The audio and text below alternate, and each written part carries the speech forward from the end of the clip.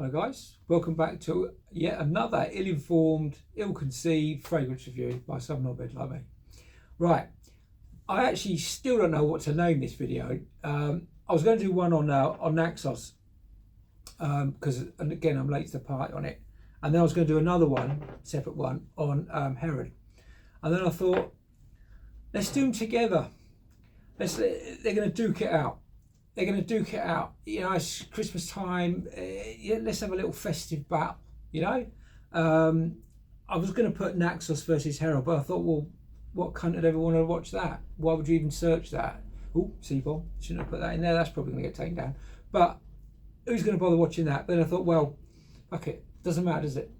It's up there. And you never know. Someone one day might think, shall I buy Herod? Shall I buy Naxos? Put it in. And then up pops me with some bullshit advice. Anyway, so let's get into this. I'm going to start this by saying, have you ever felt like you're late to the party? You know, we've all been late to parties or got on things late. I always seem to do it with fragrances all the time. Like, you know, I'm probably like the rest of you guys. You know, I'm not like, you know, it's not like my number one thing ever, but you know, I really like nice male fragrance and unisex fragrance, whatever.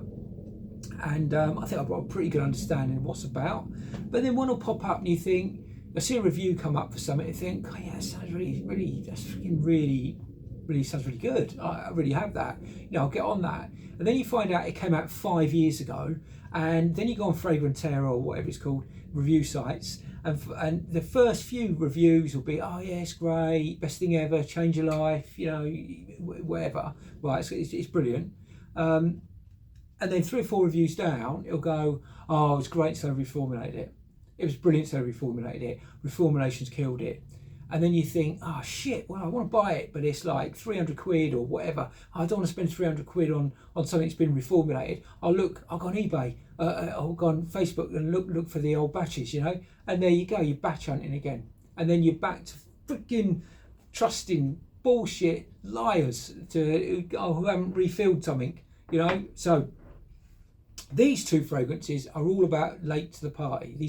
I was late to the party on these. I think I was too caught up in Aventus probably. Don't get me started on Aventus again.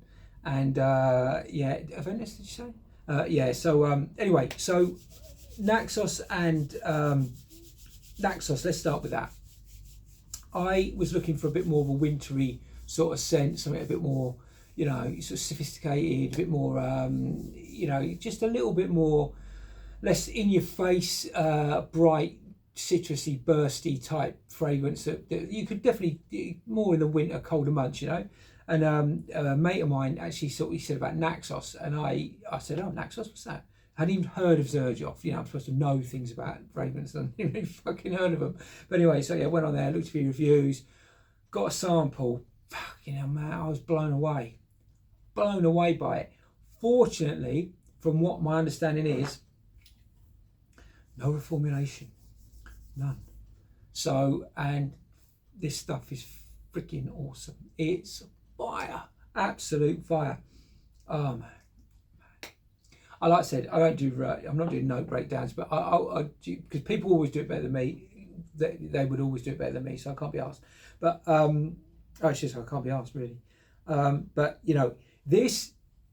Let's just have a quick little go over on the top of this. But this, you do get a lovely citrus off the top and lavender, and it's straight off the top. You get a nice sort of like lemon, citrus, you know, lavender off the top, and then you get that almost kicking in straight behind, kicking it up its arsehole is honey, sweet, beautiful honey. Oh man, and then it sort of dies down. You've got all these other sort of like elements to it, these woods and.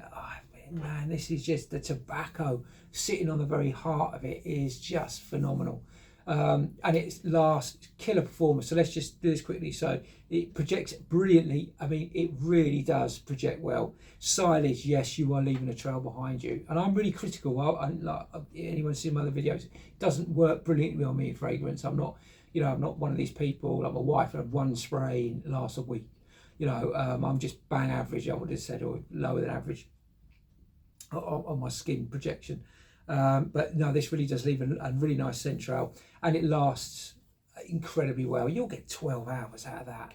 no problem. It's really good stuff, and it better be, because it isn't cheap. I mean, it's a couple £100. So it's going to be it should be good. Does not always the case. New batches of Ventus. Yeah. So anyway, moving swiftly over, another one late to the party. Herod, another very sophisticated wintry scent. But to be honest with you, you can wear this. I mean, you can wear anything whenever you want. I mean, no one's the fucking boss here. Wear what you want when you want. But you know, the sort of clique would say, oh, these are sort of more winter scents. But yes, I was looking for, and I'm a big fan, because I'm a big fan of Leighton and Carlisle and Pegasus. Love Pegasus. Got one of them. I forgot. Leighton exclusive. That's really good. But I hadn't really thought about Herod too much. Actually, do you know what? I know this makes me sound ridiculous, but I actually thought, I really like the bottles, the PDM bottles. But when I seen Herod's bottle, I thought it was brown, and I thought, brown.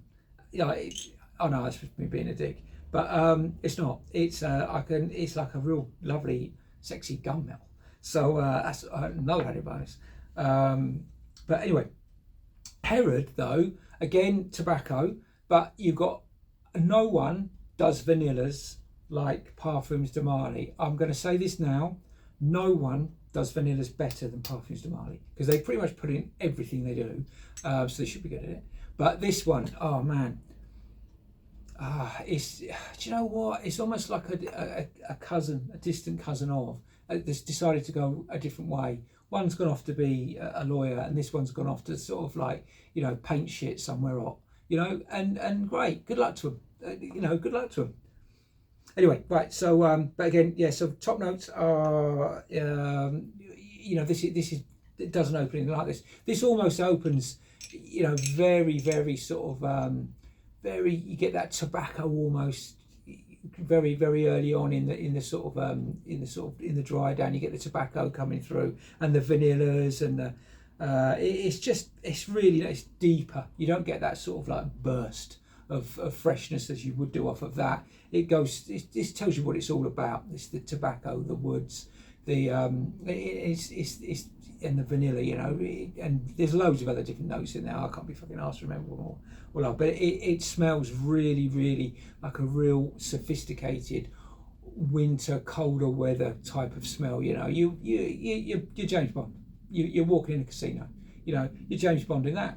Walking into a casino in a slightly warmer country, because you get that citrus burst off the top. And then just do a little, we're going to do a little spray comparison, and I'm going to talk you through what I smell from a complete pleb's point of view. Go, let that one settle down. Oh, you got to love these caps. You'll kill someone with that. You threw it at someone, you kill them. So don't do that. Or do it if you want. I don't fucking care. Right, so, mind you shouldn't really kill anyone. So, give them a wave. Right, so this one. Man, yeah, you get that lemon off the top. Lemon, you get that lavender. Bergamot. Yeah, it's lovely. Oh man, that's just gone straight to it. That's gone straight to it. Straight to that sort of tobacco-y. This is, like I said, I'm not breaking the notes down here. I'm just telling you what I smell in here at 2:30 on a freaking wet Tuesday. No wave. Yeah, well, that's still bergamot. Going into that honey, you get that honey starting to, almost now, it's still kicking through, but obviously it's still very much the lemon, bergamot, and lavender on top. And that's gone into the, you get picking that tobacco up straight away, because I know the tobacco comes in later on this one. Very smooth. Very smooth.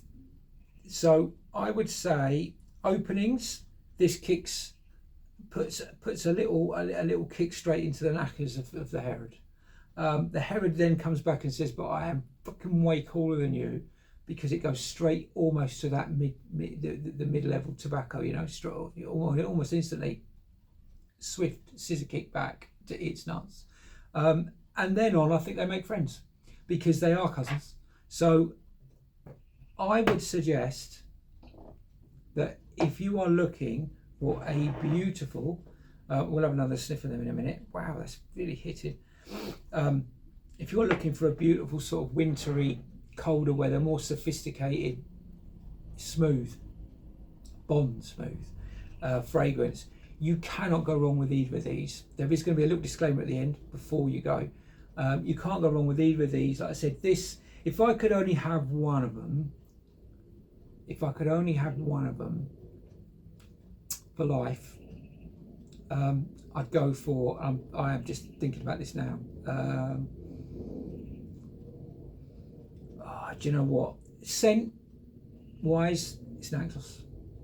Because I think it's, you've got that the three different, you've got the openings are different to the middle and the base. And this is, it's pretty much lets you know what it plays its hand. Excuse me, right from the off. Let's go back to a little sniff. Pick the buggers up. Oh yeah, that honey's kicking in now. Where the honey was in the background and the bergamot and the fruit burst was at the front, it's they've sort of swapped places, tag teamed, you know. Let me take the front now, brother. Ah, oh, that's just getting smoother and smoother.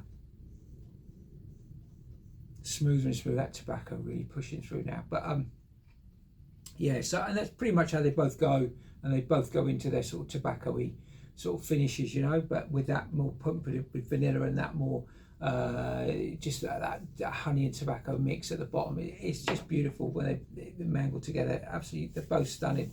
But I think I would take Naxos, unless someone else was there who was interested in what the bottles look like, and then I would take that, because Xerjoff's packaging is incredible. I should have brought it down, but I couldn't be bothered.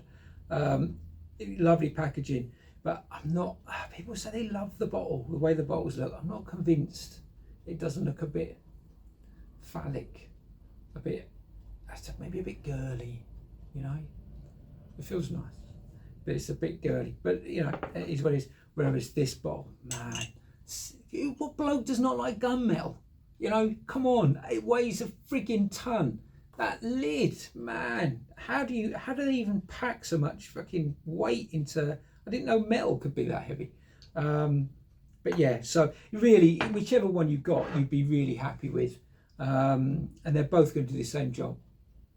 They're both going to make you look far more sophisticated than you are, which helps me shitloads because I'm not very sophisticated.